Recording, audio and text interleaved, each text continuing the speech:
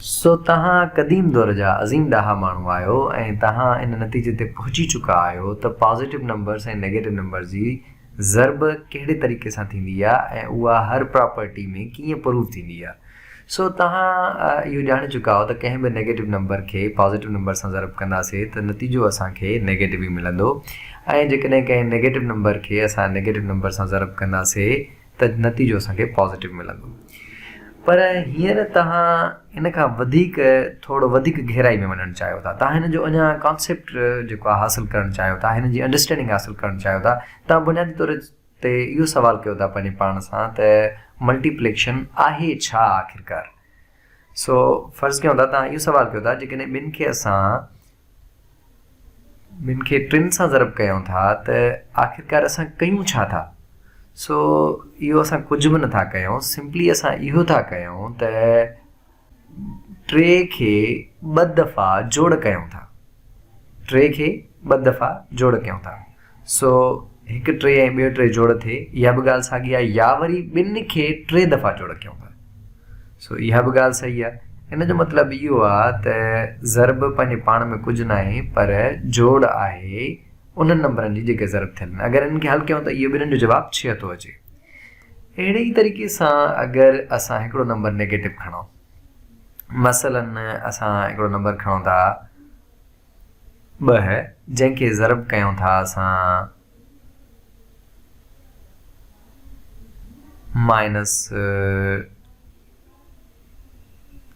-3 सां, ठीकु आहे। सो हिते असां छा कयूं था, हुते त असां जोड़ पिया कयूं टिनिनि जी, हिते बि असां साॻे तरीक़े सां जोड़ था कयूं, पर हिते असां वटि माइनस में 3 ॿ दफ़ा आहे, हिकु दफ़ो माइनस में अची वियो ऐं ॿियो दफ़ो बि असां वटि 3 छा में आहे, माइनस में आहे। सो हिकु दफ़ो बि कर्ज़ु खयोंसीं 3 रुपए जो ऐं ॿियो दफ़ो बि 3 रुपए जो कर्ज़ु खयोंसीं। मथे जीअं पाण टिनि खे जोड़ कयूं पिया या ॿिनि खे जोड़ पिया कयूं, अहिड़े तरीक़े सां पाण हेठि वरी जोड़ न कंदासीं, छाकाणि त हेठि असां वटि सभई सबट्रैक्शन में आहिनि। सो असां सम्झंदासीं त जीअं मथे ॿिनि जी जोड़ थिए पई +2 +2 +2 ऐं छो त उहो +3 हुयो, पर हिते नेगेटिव आहे त इन जे करे हिते पाण ॿिनि खे 3 दफ़ा सबट्रैक्ट कंदासीं, यानी माइनस, मूंखे कलर ॿियो खणणु ॾियो, -2 हिकु दफ़ो, -2 ॿियो दफ़ो ऐं -2 टियों दफ़ो। सो हिन में अगरि असां ॾिसूं त असां वैल्यूज़ नेगेटिव में खया आहिनि। सो 2 खे अगरि असां ॾिसी वठूं त 2 खे या ॿिनि खे 3 दफ़ा असां खयो आहे नेगेटिव में, ऐं अहिड़े तरीक़े सां टिनि खे बि असां 2 दफ़ा नेगेटिव में खयो आहे। ऐं इन्हनि सभिनि जो अगरि असां जवाबु ॾिसूं त इहो असांखे मिलंदो -6।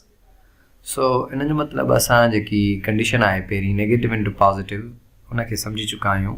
नेगेटिव इंटू पॉज़िटिव या पॉज़िटिव इंटू नेगेटिव ॻाल्हि साॻी हूंदी आहे ऐं उहो जवाबु असांखे नेगेटिव मिलंदो। अचो त हाणे इहो सिखूं नेगेटिव इंटू नेगेटिव पॉज़िटिव कीअं थींदो आहे। आख़िर अहिड़ो छा थींदो आहे जो नेगेटिव कैंसिल करे छॾंदा आहिनि हिक ॿिए खे। जीअं पाण हिते हल कयोसीं त जॾहिं असांजे 3 जे अॻियां सबट्रैक्शन हुई त असां सबट्रैक्ट कयोसीं 2 खे, हेठि बि ईअं कंदासीं। सो हिते हिकिड़ो नंबर पाण खणूं था, नंबर खणूं था -2, इन खे ज़रब कयूं था -3 सां, ठीकु आहे।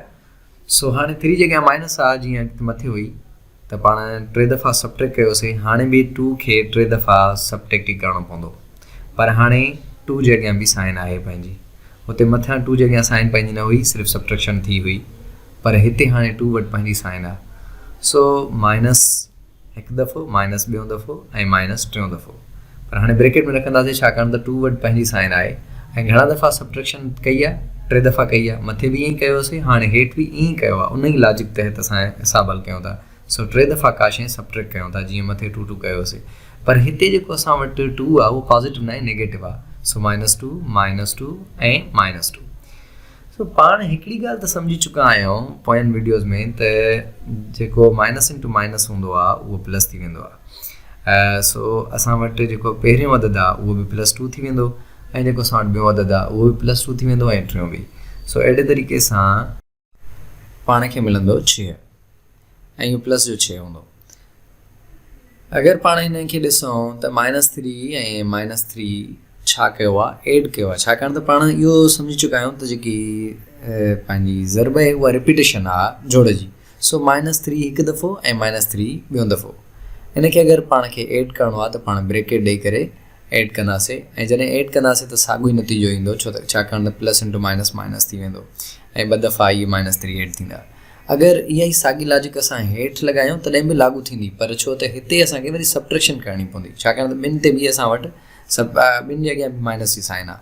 सो -3 हिकु दफ़ो वठिणो पवंदो ऐं -3 ॿियों दफ़ो बि वठिणो पवंदो। ऐं जेकॾहिं -3 ॿई दफ़ा वठंदासीं त माइनस इंटू माइनस हिन जो मतिलबु हूंदो आहे प्लस हूंदो आहे। सो इहो +3 थी वेंदो ऐं अॻियां बि +3 थी वेंदो, ऐं जेकॾहिं इहे ॿई +3 थियनि था त असांखे जवाबु 6 मिलंदो।